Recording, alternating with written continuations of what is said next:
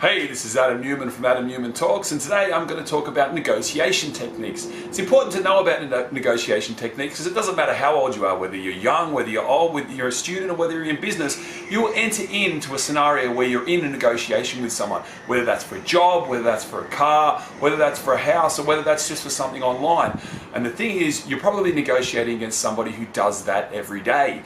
Now, negotiation as a result can be very, very intimidating and daunting, but if you follow these rules that I'm going to lay out, which I've learned from 15 years in business and see every day in the marketplace, you can come out of it with a pretty clear outcome that you're going to be a winner as long as you follow these very strict guidelines. Now, it's worth understanding what negotiation is first. And negotiation is finding the sweet spot or the equilibrium between what somebody is willing to sell something for and the maximum that person is willing to pay, and vice versa. Now that is called an equilibrium, and that's all about finding a win-win situation where both people are happy. Now, some people will tell you that a negotiation is a battle and you should win over the other player. Now that is marginally true, but in life you want everybody to come out feeling like a winner. And if you take advantage of somebody, and if the other person feels like they've been gutted or ripped off, that's going to come and haunt you down the line. Now it could be something as little as a poor online review, but it will come and haunt you.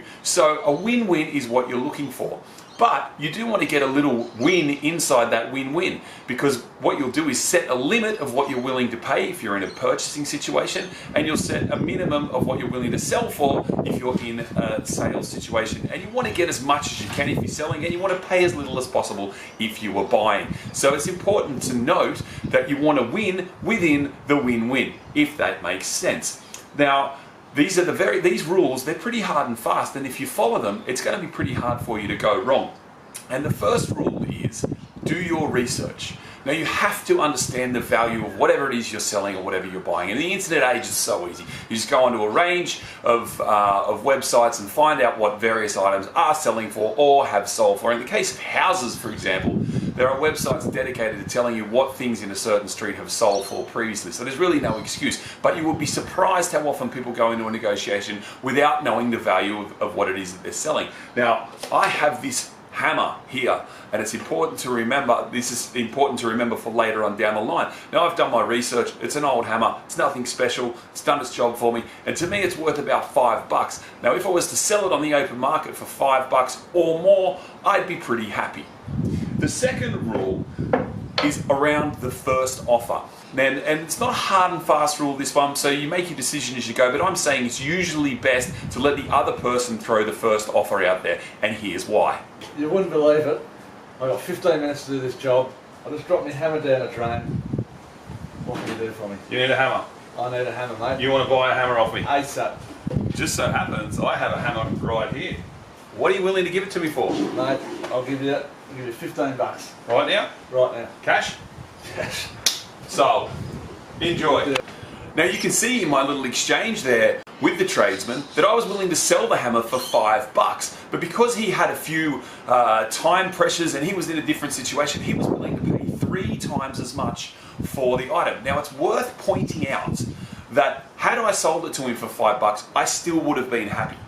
But to get that win within the win-win, I let him make the first offer and sold it for $15. Now, I probably could have thrown a counter offer and tried to get him to come up more because he was desperate, but that takes time, and we don't have a lot of time. And we'll look at that down the line when we look at the Pawn Stars video, and that's Pawn, P-A-W-N.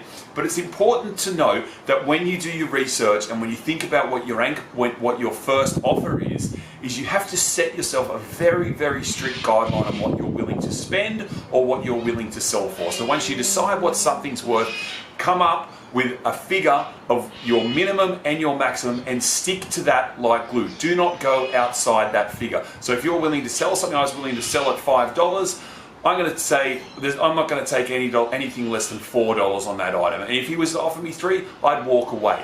That brings us to the next point. Always be willing to walk away, and you can always walk away until a hand is shaken or until a contract is signed or the money is turned over. If a negotiation isn't going the way that you wanted to, you can always say, I'm not happy with the way this is going, thanks very much for your time, and go and do something else. A bad deal is always worse than no deal. And if you take nothing from this talk, take this. No deal is much better than a bad deal. A bad deal is the worst outcome. The last thing that you want in negotiation is to walk away feeling like you've been gutted and ripped off. And if you follow those steps, you should never ever feel that way. If you do your research and know what something's worth, okay, if you let them throw out the first offer and you stick to your limitations. You need to be prepared to haggle, and when you haggle, you need to stay strong. And we'll see this in a video we'll watch a little bit later on. Take your time. Be prepared to walk away, also be prepared to haggle, and don't give in. It might take you 15, 20 counter offers to get to that equilibrium point, but take your time. Hey, it's supposed to be fun. Now, a few tips that you see in the marketplace from people that are paid to negotiate. And I'll give you a few tips and a few tactics that master negotiators use to get you out of your comfort zone. And these are warning flags of things that you should watch for. The first thing that a master negotiation will do, and this is often in a case when you're buying something, is they'll put time pressure on you. And this is why in online sales or retail sales, companies will put a sunset clause and say a sale ends at a particular time. But if somebody says to you, you only have a day at this price, or there's another person coming around the corner that's going to buy it in an hour, usually, and I guarantee it, that is a tactic. And they're trying to get you to feel urgency so that you may do something so that you don't lose out on the item. Know this, if you go back tomorrow, the price will probably be the same tomorrow. And you know what? The person that they're talking about coming down the road to buy it, why haven't they bought it already if they are? Usually it is a tactic. Another tactic is to place you in a competitive environment. This is something that they do in real estate a lot with auctions, or they do it with retro items where they have an auction where you are put against another bidder of the item to feel urgency and feel like you need to win, to push you above what you ordinarily would pay for something. Keep in mind that if someone says there's someone else coming along that wants to pay extra for it, it's usually a tactic. And the best thing to do is say, okay, if they're willing to pay more for it, good luck, and they can enjoy it. You watch the salesman then quickly change their tune. Another thing that will happen is in a situation where someone's buying something from you, a master negotiator will usually point out a flaw. So what they'll say is it doesn't matter whether it's a perfect item. They say it's not particularly the color I want, it's last year's model, it's got too many kilometers on it, it's got a scratch here. They'll try and talk down the value of the item. Similarly, if they're trying to sell something, they'll try and talk up the value of the item as if to say, this is much better than what you think. And the brain, you react. As much as you say don't trust people, what happens in life is you do take people on face value. So if they tell you something is great, you tend to believe them. And if they tell you something is no good, you will also tend to believe you. And that's them trying to play a trick with your brain so that you change the value of your item. So just remember, in a negotiation, do your research, know exactly what the item's worth. Let them throw out the first figure, and that in many situations when they throw out the first figure, that's why they have prices on things in stores. 3, set very, very strict guidelines and do not deviate from them. 4, if things aren't going the way you want, or if you feel uncomfortable, if you feel pressured, always be happy to walk away. And when it comes to haggling, don't give in. It's supposed to be fun. Now I'm going to show you a video now of a master negotiator at work. This is Rick from Pawn Stars, and he sells items every day. People come into his pawn shop and they try and sell items for him, and usually he gets a win-win within the win-win. He's always the winner because he's so good at negotiating. But in this case, a man comes in to sell him a Grammy Award, and he sticks to these rules, and he doesn't bow to the pressure. Those tips that I outlined, he doesn't bow to the pressure of those tips, and you see the outcome that he gets. He pushes back in the negotiation. They have a great time, and there's a win-win for both of them. They both end up smiling, and they both feel like the seller feels like he sold at a good price, and the buyer feels like he bought at a good price. But it took some going to get there. So watch the video and we'll come back afterwards. And the winner is... I'm at the pawn shop today to try and sell my Grammy Award. I've had this thing since 1983. The money. The value of this thing's about $15,000. That figure is right for someone a little more famous than Ronald Dunbar. But what makes it valuable if it says Rolling Stones on the front of it? It's Ronald Dunbar. He wasn't a performer, he was a writer. A performer's worth more money.